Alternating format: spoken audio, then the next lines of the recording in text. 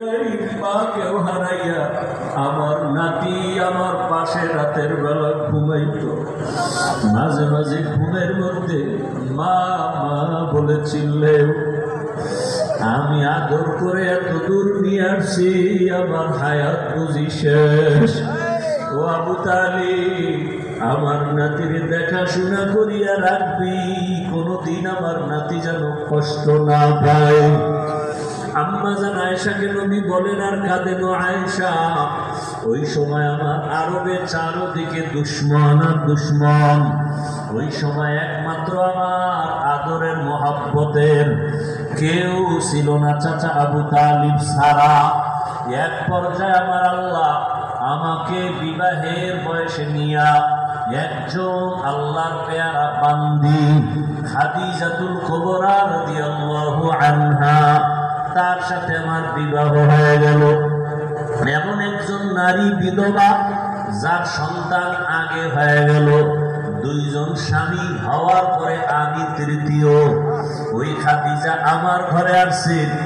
আমার এত অভাব ছিল, আমার ঘরে চুলা আগুন জ্বলত না, না খাইয়া কত কষ্ট করেছি। আরবের ধনী ছিল খাদিজা। ওই খাদিজা আমার মায়া আর মহব্বতে পড়িয়া সব সম্পদ গুলো আমাকে হাদিয়া দিয়েছে। ও আয়েশা, জানো না আমি আবার সম্পদ গুলো সব দান করে দিয়েছি।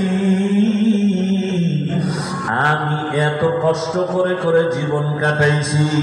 আমার বংশের দুশ্মনেরা 3 বছরের মতো আমাকে শিয়াবে আবু তালিবের মধ্যে গৃহবন্দী করে রাখছি। খানা দেয় নাই, পানি দেয় নাই। দীর্ঘ 3 বছর আমি গাছের পাতা চাবাইয়া চাবাইয়া খাইয়া পেটের ক্ষুধা নিবারণ করেছি। ও আয়েশা, আমার কষ্ট দেখিয়া খাদিজাও ঘুমায় না, আমার পাশে আসিয়া ওই গাছের পাতা খাইয়া জীবন কাটাইছে। ওরে ওই আয়েশা, খাদিজা আমার জন্য এত কোরবানি করেছে। ওই খাদিজার কথা মনে যখন আসে আমি চোখের পানি ধরে রাখতে পারি না। ওই খাদিজা যদি বেঁচে থাকতো মনে হয় যেন আমি আর বিবাহই করতাম না। ঠিকই, খাদিজা যতদিন বেঁচে ছিল আমি আর বিবাহ করি নাই। আর একটা কথা যখন আমার মনে পড়ে আমি তখন একা একা বড় কান্না করি।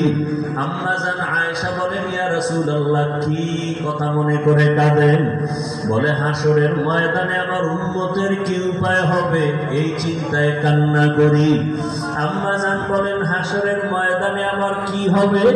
আম্মা জানকে রাসূল কান্না করে বুঝাইতেছেন, রে আয়েশা, কিয়ামতের ময়দানে এমন কঠিন হালাত, যদি কেউ খাঁটি মুসলমান না হইয়া কবরের বিছানায় যায়, জানতো একটা বকরির চামড়া খুললে যাই কষ্ট, একটা বেনামাজি গুনাহগারে জান কবজের সময় তার চেয়েও বেশি কষ্ট। ওরে আল্লাহর বান্দারা, রাসূলের চোখে পানি। ও আয়েশা, কিয়ামতের দিন কেউ কারো পরিচয় দিবে না। এমন অবস্থা হবে, জাহান্নামের আওয়াজ, সূর্যের গরম, গুনাহগারের মাথার মগজগুলো টাস টাস করে ফেটে যাবে, পেটে সমস্ত নারী বুড়ি পায়খানার রাস্তা দিয়ে পড়তে থাকবে। নবীরা পর্যন্ত কান্না শুরু করবেন, উম্মতের কথা ভুলিয়া নিজের চিন্তায় কান্না করবেন। ইব্রাহিম নবী কাঁদবেন নিজের জন্য, আদম নবী কাঁদবেন, মুসা নবী নিজের চিন্তায় কান্না করবেন। নারী পুরুষ সব উলঙ্গ। আম্মা জান বলেন, ইয়া রাসূলুল্লাহ, নারী আর পুরুষ যদি উলঙ্গ দাঁড়ায় লজ্জা কি লাগবে না? মায়ার নবী বলেন, হাসরের মাঠ এতটাই কঠিন, সূর্যের গরম, জাহান্নামের আগুনের গরম, ওই সময় কেউ কারো দিকে তাকাবার সুযোগ হবে না। সবাই কান্না আর কান্না। নবীদের গুনাহ নাই, তারাও শুধু কাঁদবে। এমন এক অবস্থার ভেতরে আমার আল্লাহ সেদিনের দয়ার নজর না দিয়া প্রথমে আল্লাহ রাগ হইয়া আওয়াজ দিবেন, লিমানিল মুলকুল ইয়াউম লিল্লাহিল ওয়াহিদিল কাহ্হার। আল্লাহ পাকের কুদরতি আওয়াজে হাসরের ময়দানটা থরথর করে কেঁপে উঠবে। ওদিকে সূর্যের গরম, অন্যদিকে জাহান্নামের আওয়াজ। আল্লাহ বলবে, জাহান্নাম অপেক্ষা কর, বিচারটা শেষ করার পরে তারপরে তোর আশা পূরণ করব। জাহান্নাম আল্লাহর কথা না মানিয়া সামনে আগাবে পেটের ক্ষুধার তাড়নায়। আল্লাহ অর্ডার করবে ফেরেশতারা, জাহান্নাম যদি সামনে আগাইয়া যায় আমি বিচার কাজ শেষ করতে পারবো না। জাহান্নামকে রশি লাগাও, 70,000 শিকল দিয়া বাঁধিয়া পেছন দিকে টেনে ধরো, আসতে যেন না পারে। কিন্তু তারপরও আল্লাহর অর্ডারে শিকল লাগাইয়া জাহান্নামকে ধরে রাখতে পারবে না। রহমতের নবী বলেন, জাহান্নামের এমন আওয়াজ, হাসরের ময়দানটা এমন কঠিন হালাত হবে, এমন অবস্থা দেখে আমি আর সহ্য করতে না পাইরা সিজদায় পড়ে যাব। আমি সিজদায় পড়িয়া কান্না শুরু করব। সূর্যের গরম সহ্য করা যায় না, জাহান্নামের আওয়াজ সহ্য করা যায় না। ওদিকে আমার আল্লাহ বড় রাগান্বিত আওয়াজ দিছেন, ও দুনিয়ার টাকাওয়ালা ক্ষমতাওয়ালারা, বাহাদুরি করছো, দেখাও তোমার আজ বাহাদুরি কেমন। এমন অবস্থা আমি সিজদায় পড়িয়া কান্না শুরু করব। ঈসা নবী কাঁদছেন নিজের জন্য, মুসা নবী কাঁদবেন নিজের চিন্তায়। আমি কান্না করিয়া রবের সামনে একবারও আমার কথা বলবো না। আমি কান্না করে বারবার বলবো, আমার উম্মত, আমার গুনাহগার উম্মত। নবী কাঁদবেন আর বলবেন, আল্লাহ জাহান্নামে ফিরাও, জাহান্নাম ফিরাও। আমার একটা উম্মত যেন জাহান্নামে গ্রাস করতে না পারে, জাহান্নামকে ফিরাও।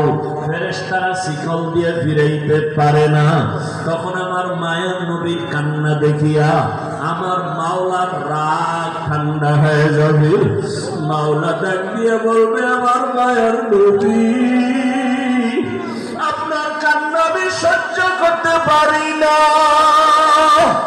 আপনি মাথা উঠান, আপনি কি চান আমি এখন দিয়ে দিব। মায়ার নবী বলবেন, ইয়া রব, আমার উম্মতের জাহান্নামে দেওয়া যাবে না, জাহান্নামকে ফিরাইয়া দেন। আমার রব আমার নবীকে ঠান্ডা করার জন্য, রাজি ও খুশি করার জন্য কুদরতি হাতে একটু পানি দিবেন। আল্লাহ কুদরতি আওয়াজ দিয়ে বলবে, ফেরেশতা আমার এই পানিটা নিয়ে জাহান্নামের গায়ে ছিটাইয়া দাও। ফেরেশতারা পানি নিয়ে যখন ছিটাইয়া দিবে, জাহান্নাম দ্রুত গতিতে পেছনে ভাগতে থাকবে। ফেরেশতারা বলবেন, হে আমাদের রব, যেই জাহান্নামের শিকল দিয়া ধরে রাখতে পারি না, এমন কি পানি দিলেন যে জাহান্নাম পেছনে দৌড়ায়। এটা কি বড় বরকতি জমজমের পানি, নাকি আবে হায়াতের পানি, নাকি এটা ফিরে শেফার পানি, না সমুদ্রের কোনো পানি? ও আল্লাহ, এটা কেমন বরকতের পানি? আমার আল্লাহ তখন বলবেন, এটা সমুদ্রের কোনো পানি না, বীরে শেফার পানি না, জমজমের পানি না, এটা কোনো বৃষ্টির পানিও না। এই পানি আমার মায়ার নবীর গুনাহগার উম্মতের চোখের পানি। দুনিয়াতে আমার মায়ার নবীর উম্মতেরা মাঝে মাঝে গুনার কারণে